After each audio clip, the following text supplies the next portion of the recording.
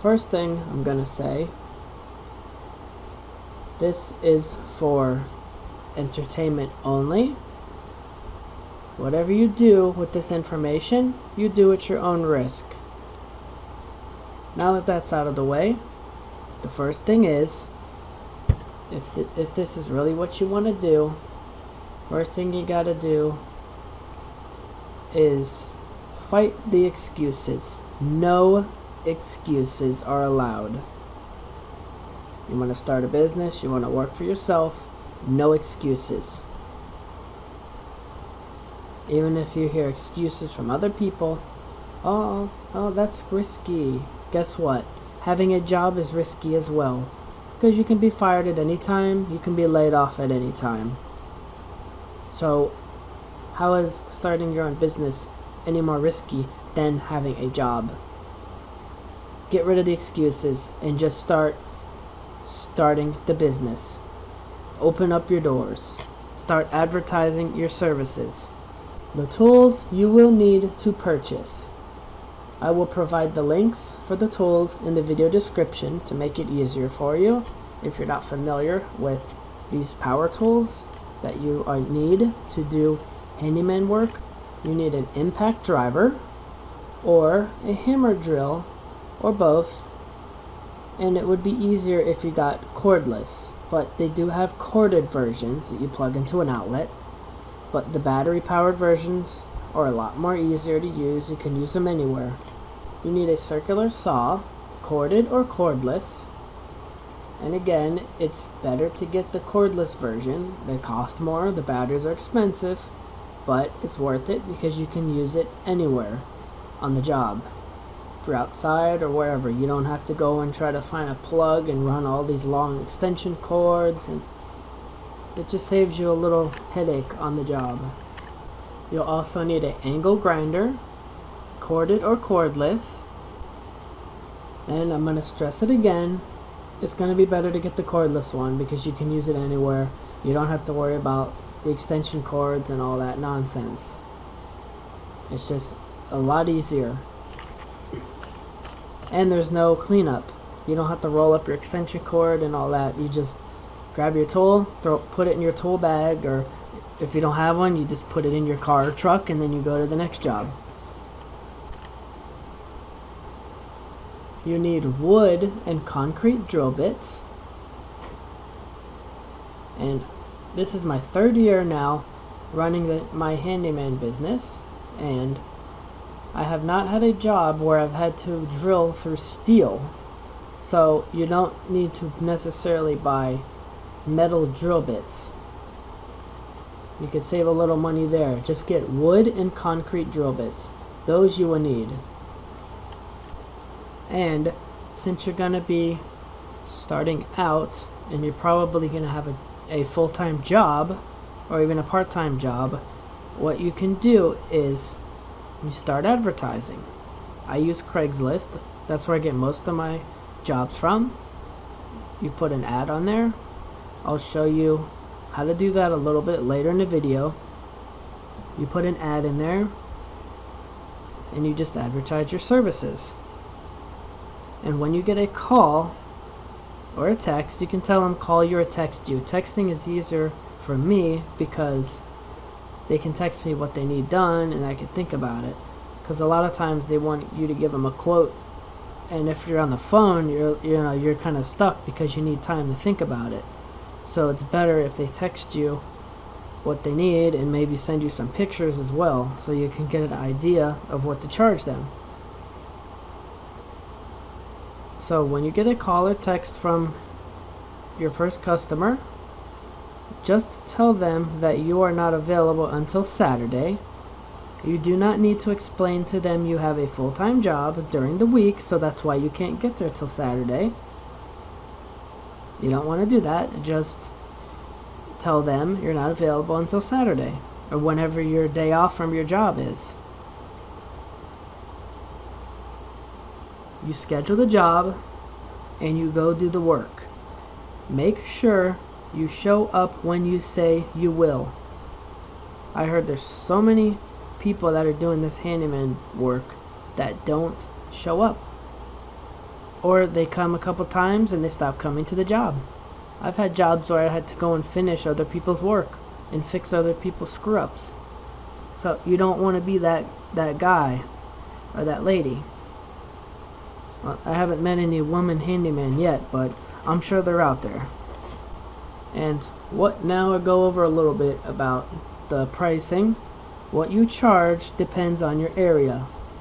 Rule of thumb, you need to charge at least $25 an hour because of inflation now.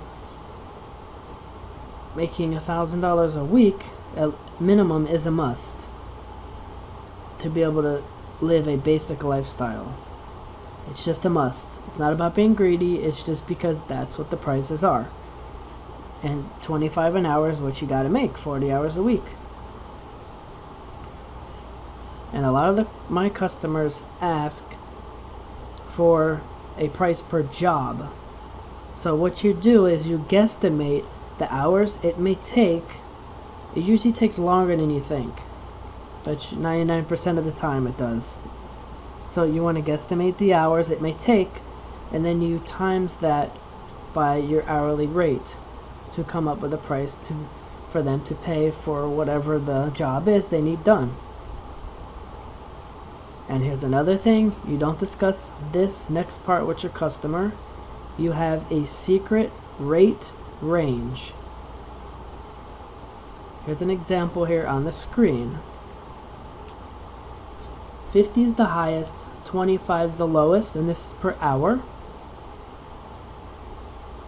And when you quote them, usually for random things, like random small tasks around a house, maybe they give you a whole list, I will usually charge per hour for that work. I don't do a per job price for that. If it's one big job, like maybe installing a fence or removing a fence or whatever, and then putting a new fence in, then I'll come up with a fixed price for that job. And this is all up to you. You decide how you want to price the jobs, per hour or per job. That's up to you. I'm just explaining to you how I do it. And remember, this is an advice, and anything you try from this video is at your own risk. And make sure that you always quote them the highest rate first. So you quote them, an example, the $50 an hour, and only if they complain about the price, then you say, I can come down to, say, for example, $35 an hour. Or even if you say you want to make a little more, so you say 40. You say the lowest I can come down to is 40 an hour. And you make sure you tell them, you firm and say, that's my lowest, I will take. If they say no and they're being cheapskates, then that just means they don't value you or your time or your skills when they say that. So if they still won't go for that lowest that you put out there first, whatever it is, then you say, okay, have a great day, and you leave. Because that actually might get them to say, okay, I'm sorry, come back. Because they probably don't have anybody else, or maybe everybody else didn't come down in the price, or were charging way more than you to begin with. Even your highest was lower than everybody else, and they got you down a little bit, they might come back. But make sure you don't have to come down to 40 like I did an example, but you could come down to 25 if you want. 25 is my lowest. And once I get to that point, if they say something again, then I say 25 is my lowest. I will not go any lower, so you can find somebody else if you think you can get somebody for less than that. That's what I do when it comes to that. This is very important. If you don't know how to do something they ask you to do, then say so. Don't attempt something you are not confident you can do, or you'll create headache for yourself and your customers. If there's something you're not sure how to do, but you want to attempt it, you could explain to the customer that you haven't done it before, but you're confident that you could pull it off. And if they agree, then you can attempt to do the job. And the worst case scenario, if you can't do it or you do a bad job, then you just apologize to the customer and don't charge them for the work. That's the only way that you can learn at certain points in running a handyman business. Sometimes you have to attempt a job that you haven't done before. That's how you learn. And another way you can learn is to watch YouTube videos prior if you're not sure about how to do a job. And then if you feel confident enough after watching that video or videos on the topic and you think you can handle the job, then go ahead and try it. Do it. It's the only way you can learn. You can't stay stuck at a certain skill point. You have to keep learning how to do new repairs. Because the best way to earn more money in this business is to have a longer list of services you can provide. The more services you can provide, the higher the chance that you will get the next job coming in.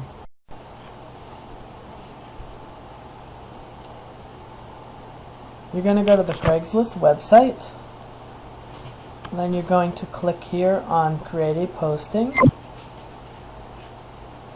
You're going to click on Service Offered, and you're going to pick Skilled Trade Services. Then for the title, put in Handyman Repairs. I can't put in the city or neighborhood for you because I don't know where you live, so that's up to you. Then here, just an example,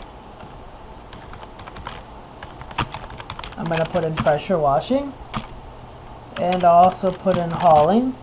And you can put as many as you want. Then I recommend also that you can put some pictures as well. Maybe, once you do a few jobs, you can take some pictures of the before and after, and then you can post those on the Craigslist ad as well. So this is pretty much all you do.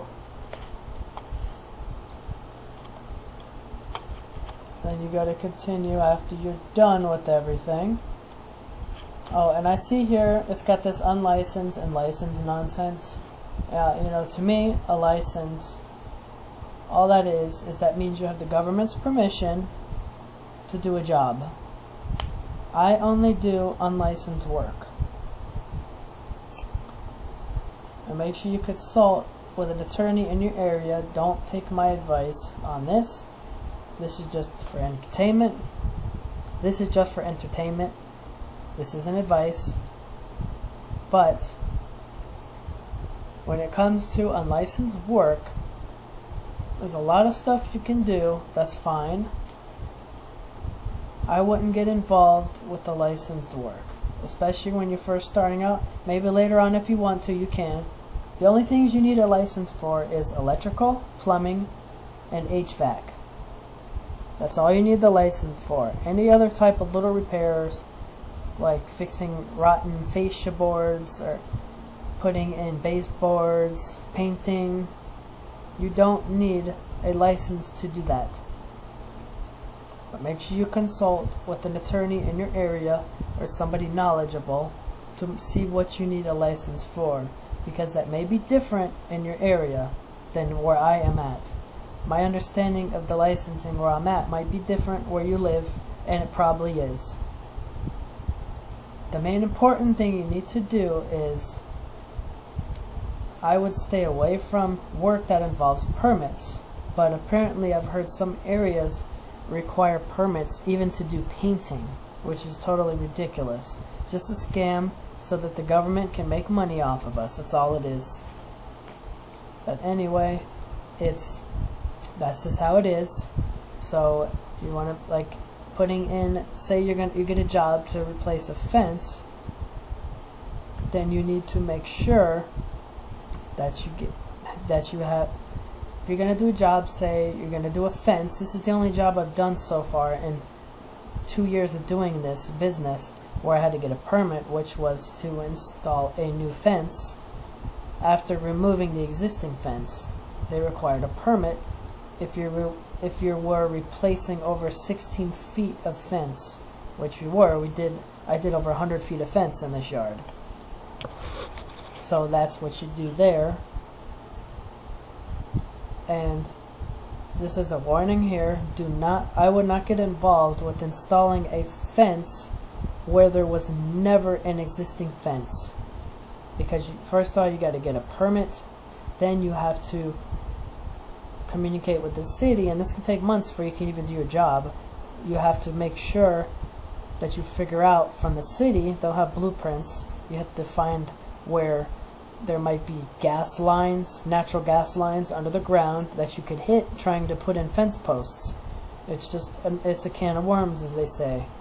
If there's an existing fence there, though, then it's obviously okay to take the fence out and put the new fence in. Just make sure you put the post exactly where the old ones were, and you won't have any issues hitting anything that's on the ground, like pipes or whatever it might be in the ground that you could break when you're digging. And that's it for the video. And I'm thinking about putting together a course where I go more in depth into this, because there's a lot more to it than what I can put into this little 15-20 minute video here. So let me know if you'd like to see that. And thanks for watching. Don't forget to subscribe, click the notification bell. If you have any suggestions for future videos, leave a comment.